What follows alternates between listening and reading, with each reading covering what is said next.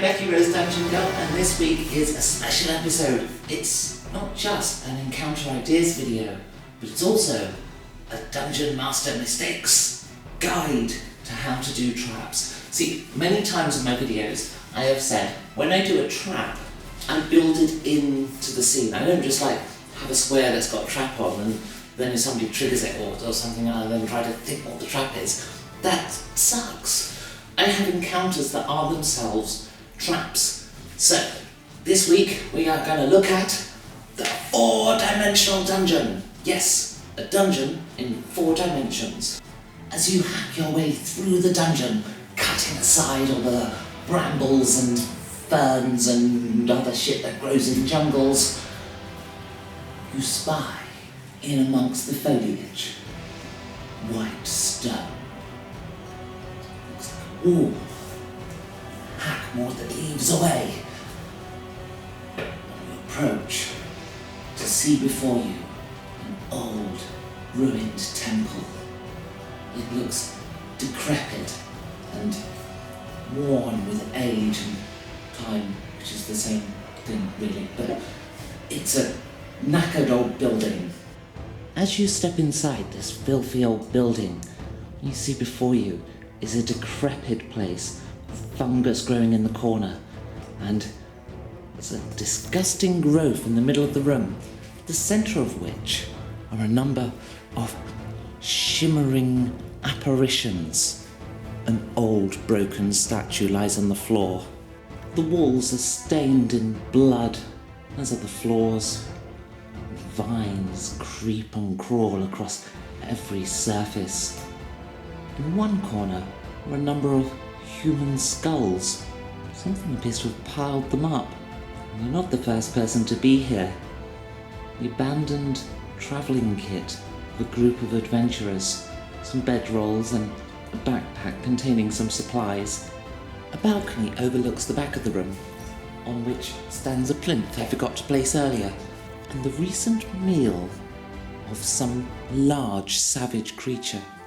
The one exit to this room is a door that has carved within it a face and a large keyhole.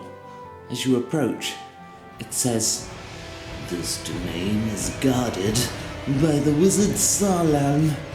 You should leave now. You should not have come here. You have stumbled across something vile. You should leave for your own good. There is no gold nor treasure beyond." As you enter the room, apparitions swirl around you. You see their tormented faces flash past your own, screaming in pain and anger. This scares you. Make a charisma saving throw. Those who fail vanish. Charisma was my dump stat. Those of you who now remain, the apparitions begin to attack you. Their bodies piling through your own, surging through and ripping apart your insides. And for those of you who failed your roll, you find yourself in exactly the same spot you were in, except the walls look newer. The flesh is gone, the dirt is gone, and there's no vines. The statue is back in its place. Alarmingly, however, where a moment ago there was rotting mucus, there is now a pool filled with flesh-eating creatures, surrounded by which are 6 cultists. There's also a ladder, which I forgot to place. And the door looks new, without the facial talking mouth upon it. As you arrive, one of the cultists is slain by the flesh-eating monster. The players now have a few turns to figure out what's going on. Each turn, another cultist dies. This is a turn counter until the flesh-eating monster is ready to attack them. The cultists won't respond to any of their inquiries. They're busy fighting for their lives. Who are these people? Well, I'll deal with more of that soon. That's going to come down to the backstory of the encounter.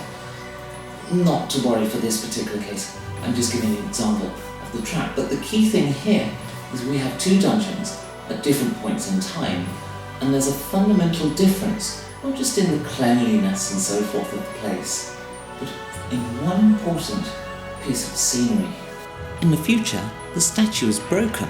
It's been pushed over. In the past, it stands proud, looking over the fight beneath it. Inquisitively, our heroes examine the statue. It's heavy, but it's not mounted to the plinth terribly easily. Eventually, our players succeed in pushing the plinth loose.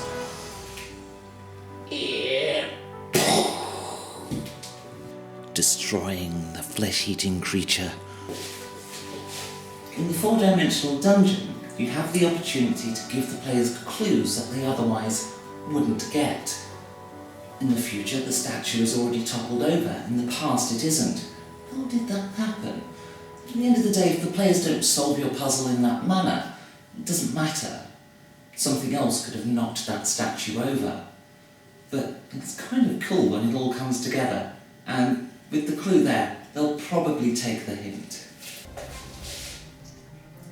When our heroes in the past open the door opens in the future too. No, you fools! I told you there was only death. When I ran a variant of this encounter, I used an awful lot more rooms, so I was able to have different players in the past in each room. What I did, every time they solved a puzzle, I moved them back forward in time, and then I just scared them again, so that different people would end up in the past. So it made for quite a cool encounter. You didn't know who was going to be solving each part of it. So when I run traps in my adventures, they're not, you walk on this square, you set a trap off, or you fall down a pit. They're puzzles to be solved. They're part of the plot itself, they're part of the storyline. And this is far more engaging than making a deck save to avoid a bamboo-covered pit trap that maybe has spikes at the bottom. And it's far less about the rogue rolling to disarm the mind flayer. It's not going to happen anymore. You can still have mechanical traps if you so wish, and I'm not saying there's anything bad about them, and I do occasionally throw one in, but I like my puzzles and my traps to be far more involved than that. And four-dimensional dungeon is one I used recently, and my players really enjoyed that whole passage through time, and especially when you can get the future to tie up to the background, like with the statue. So that's my Dungeon Master mistakes of the day. Make your traps interesting and awesome. And my encounter inspiration video, because it's cool, right? It's the four-dimensional jungle temple. I've no idea what I'm going to call this video. Anyway, please subscribe, because I'm desperate for subscribers, because I'm needy and stuff. Or comment, write comments below. I can do what those other YouTube channels do. Tell me about your traps and puzzles in the comments below. Or, or like the video, or dislike, I don't care, it's all engagement on the video. YouTube uses that to go, yeah, see this! Well, actually, I can't get upset when I get a dislike, I cry and everything.